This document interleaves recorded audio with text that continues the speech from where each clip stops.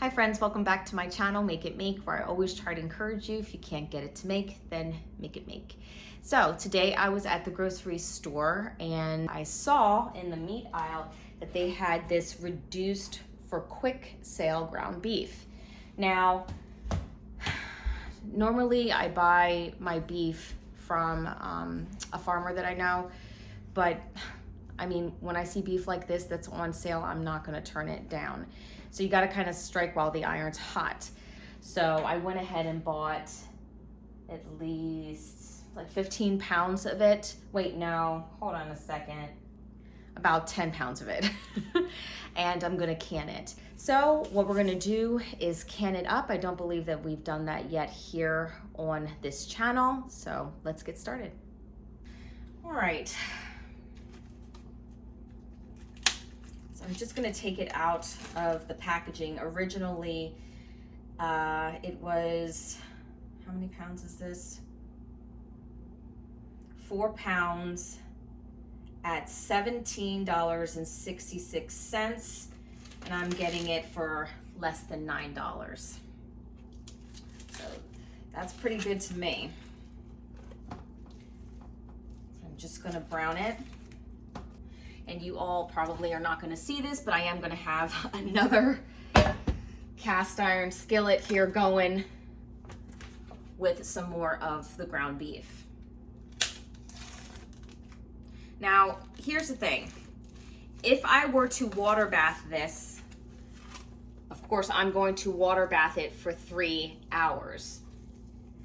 That would be whether the ground beef is raw packed or whether I decide to cook it beforehand. Just so you know, when you water bath meat, it's not considered USDA approved. Now today, believe it or not, we are actually going to be pressure canning this meat because I just do not have the time today to do a full 3-hour water bath. And that's fine. This is one of the reasons why I still have a pressure canner, because to me, it is a luxury item. It just cuts down time for me. Sometimes I feel that way. Depending on what it is, sometimes I feel that way. But that's what we're gonna do today because I have a full schedule. So, there are a couple ways that you can do this. You can actually raw pack your ground beef into jars and you can can it that way. Some people prefer to cook it before they go ahead and place it in their jars, just because apparently after the processing time, when it's raw packed, some people tend to say that it comes out more like a brick of meat that's together, but it still breaks apart easily. And then others say that they rather cook it beforehand as it comes out more like a traditional ground beef. Either way, guys, honestly, it tastes all the same to me, but some people just like it that way, and that's completely fine.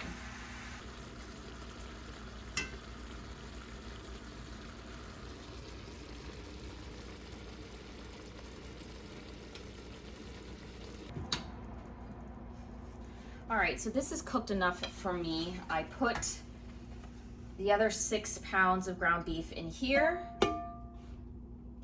Just want to keep it warm. And I'm going to add the other ground beef in there.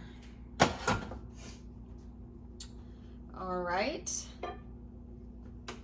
let's go can this up.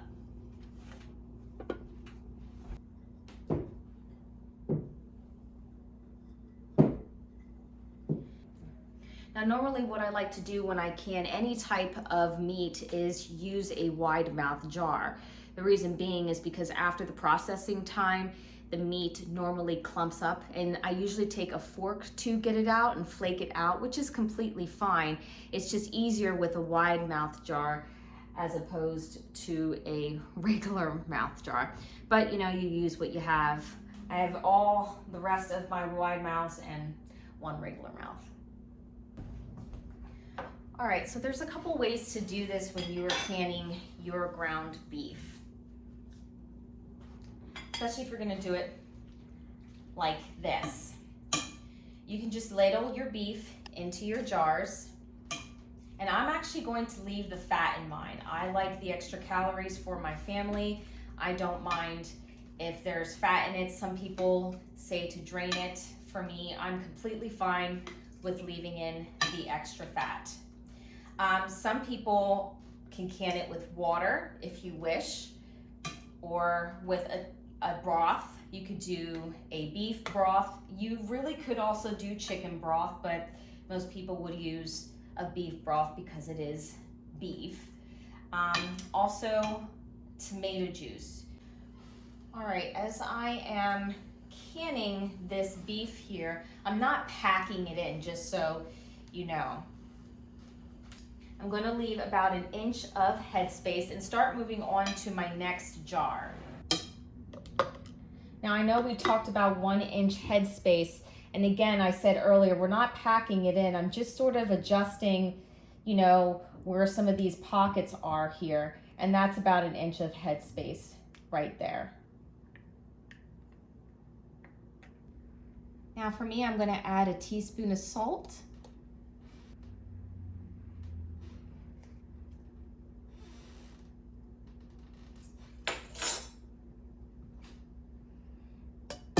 Add my hot water. Oh, how I wish I had my beef broth.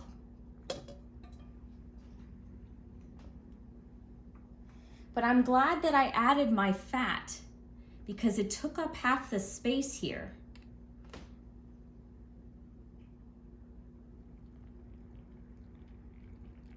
You want to also make sure that your water is 1 inch of headspace as well. And then of course you want to debubble.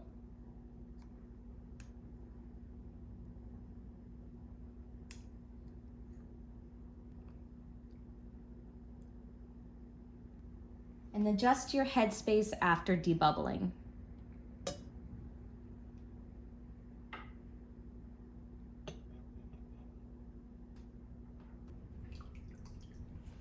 Now I had a lot of fat, ooh, it's hot, dripping around the edges here. So I really want to make sure that I'm getting my rims and around the threads of the jar really, really well. Because I want a nice, good seal. Lid ring, fingertip tight. Bet you never thought you'd see me pressure can again, huh? I still do sometimes.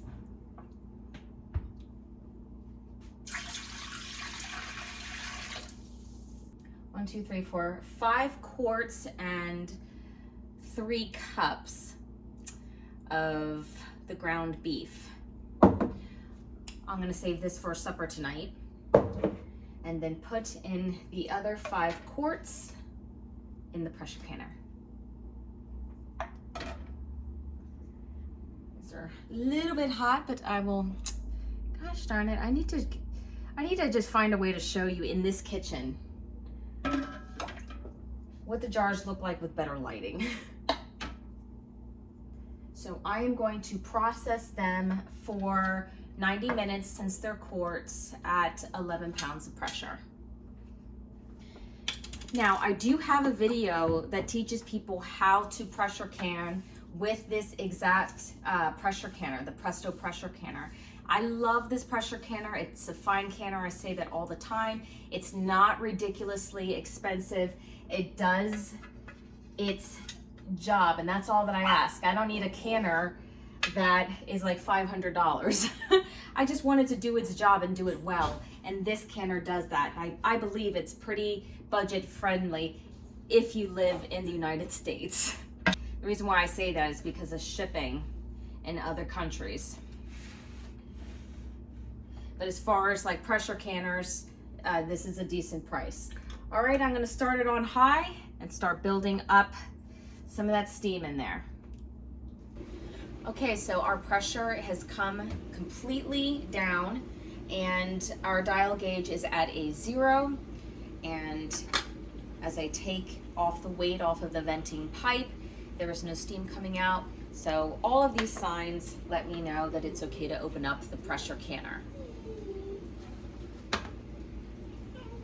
And of course, I'm going to open it up and tilt it away from me.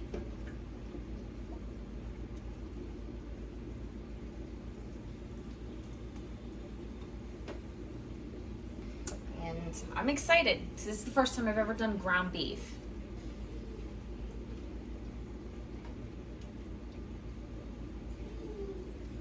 All right, it looks good.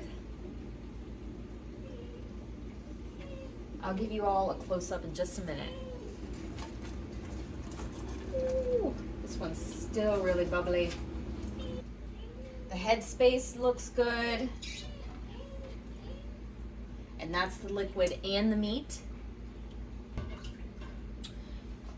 I'll be interested to see what this actually looks like in the morning, because remember, I kept the fat in these jars and added hot water to it, where most people, like I said, normally would add just plain old water with no fat in it, tomato sauce, or some sort of beef broth.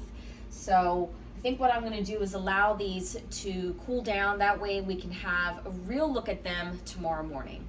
So it's the next morning and all my jars are here. They are sealed. One of the things I like to do before I place my jars in my pantry is to clean them really well. And this batch was super greasy on the outside, and that's just not something that you want sitting in your pantry. So clean up your jars.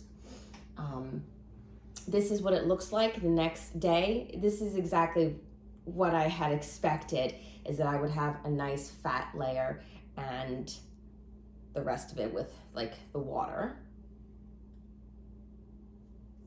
So they came out beautifully.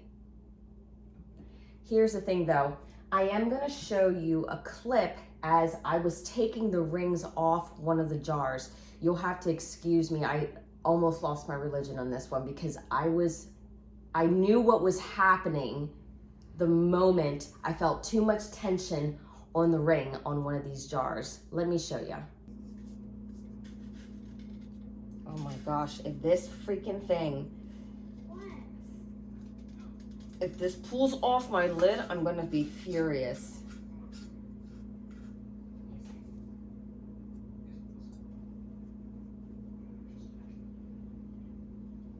It did. Dag nabbit. Now, I knew when I was putting the ring on the jar initially that the ring felt a little bit warped. And so this is my fault. That can happen if the ring is warped, like I just said, or if the ring is just too rusty, too old. It's just never worth it. Just throw it out, because as you heard, I had a really good seal, and it's just so disappointing when that happens. And I have recently inherited a lot of rings from people. The best way is just to go test them out and see if the resistance is too much. So that way, that sort of thing just doesn't happen. Anyway, friends, I hope you all have a wonderful day, and as always, take care and God bless.